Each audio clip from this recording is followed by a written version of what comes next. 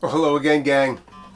Jeff from G's Gear, knocking out another demo video of a guitar that we're about to list on our store at reverb.com, at gsgear@reverb.com. And we have another Harmony H165. I love these guitars. These are just a delightful instrument to play.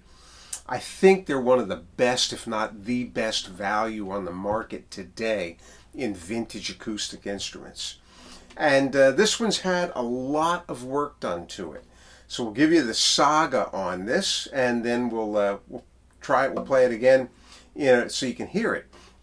This was one of two 165s to come into the shop that it had neck resets that did not go well. The other one is still in the queue. It's still waiting to get done. What had happened, essentially, guitars need neck resets when the line that is the fretboard, straight line of the fretboard of the guitar, does not land on the top of the bridge or ever so slightly above it.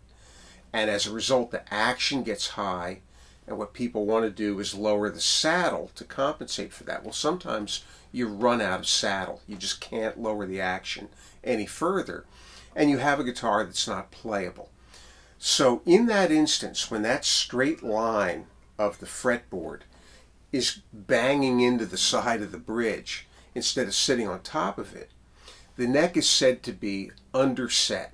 And you take the neck off and you change the angle profile of the heel of the neck, shim it, put it back on so that you now have a neck line that's traveling up to the top of the bridge, or ideally about a millimeter and a half above the bridge, so that you can have a slightly taller saddle and a better break angle.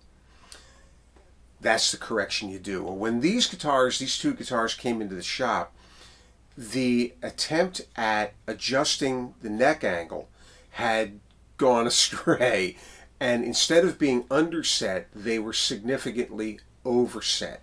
That line of the fretboard was now too high above the bridge, and it necessitated a saddle that was so high that it couldn't stand upright in the slot when the tension of the strings was on top of it. Okay, so they were no longer playable instruments. I think part of the reasoning for that is that whoever was working on them didn't take into account the geometry of the guitar that had changed elsewhere and needed to be addressed. So what we did is we took the neck off and we fixed the geometry of the guitar first. This one had a belly back behind the bridge that we tamed by introducing a bridge doctor, which is a cantilevered device that goes in, and then the tension of the strings tends to pull things down rather than allow them to belly up. And then it also had a little sagging around the sound hole, which happens with ladder braced guitars. We addressed this with some bracing in a V pattern on either side of the sound hole to stiffen the top, get the top of the guitar stable, and then we could address the neck itself. And we did that. The neck is mahogany on this guitar. The guitar itself is all mahogany everywhere.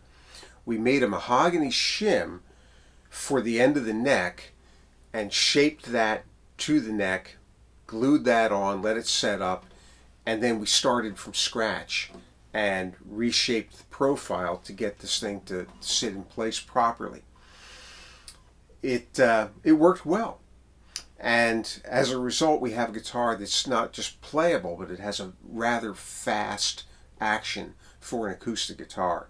It's set at 5/64 of an inch on the low E and 1/16 on the high E, so it's really quick. Now, word of warning, it does fret out a bit. It does buzz above the 12th fret on the low strings, the E, A, and the D. So we'll do that so you can hear it right now. We'll just play our way up and you'll start to hear it.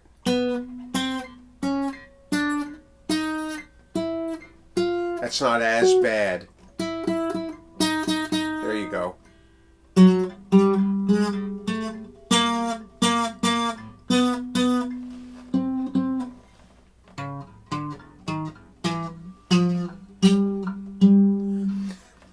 Our figuring is this: you don't normally play the low strings up at these really high frets. And the solution to this is simple: to make a slightly taller saddle. You'd have to bring the saddle up between a 32nd and a 16th of an inch, and then there'd be no buzzing at all. But we love the fact that this thing's got a fast action for playing through the meat of the guitar. It's really quick, and it's just very, very comfortable. So other than that, we crowned and leveled the frets, lemon oiled the fretboard and the bridge, made a new bone saddle. The guitar had a strap lug with a bolt that went all the way through to the inside of the neck block. After setting the neck and shimming it properly, it no longer needed that. So we removed that and we just replaced it with a standard strap lug. If you don't like the strap lug, you can take that out and then fill in the hole back here. And it doesn't have anything to do with how the neck is set at this point. Cleaned and lubricated the tuners, touched up a number of little dings, nicks on the guitar, and I think that's about the extent of it. So bridge doctor, bracing, neck reset, crown and level of frets, clean and lubricate the tuners, bleached bone saddle, strap lug, and there you have it. Now about the guitar. These guitars are really, really wonderful. They're solid mahogany. This was a guitar that Harmony developed in the 1940s to compete with the all mahogany guitars made by Martin. Ultimately, it's most similar to a Martin 00017. It's got a 15.5 inch lower bout, OM style body. It's Honduran mahogany, top, back, sides, neck, Brazilian rosewood fretboard, Brazilian rosewood bridge. And what you'll notice is that the top and the back are one piece. You can't get that these days. This is old growth lumber. You just can't get mahogany in 15.5 inch widths. Everything, you'll see today, they're either pieced, book matched, they'll have an inlaid stripe of some sort. Getting solid tone wood throughout is getting harder and harder and harder. So these guitars have a great woody sound. you'll see that we always string them with silk and steel strings. That mahogany is so hard that with phosphor bronze or regular bronze strings, the sound can be a little bit brittle. It can be overly bright, it can be tinny would be the word. But when you put the silk and steel strings on it, the guitar really mellows out. It still has a very nice treble on it. The bass is very warm and round. It's a great guitar for solo guitar playing, great guitar for acoustic blues, which I was playing earlier, great guitar for the singer-songwriter type. It's really going to support a vocal very well. Very rich sounding guitar. Terrific sustain. And a very clean sound.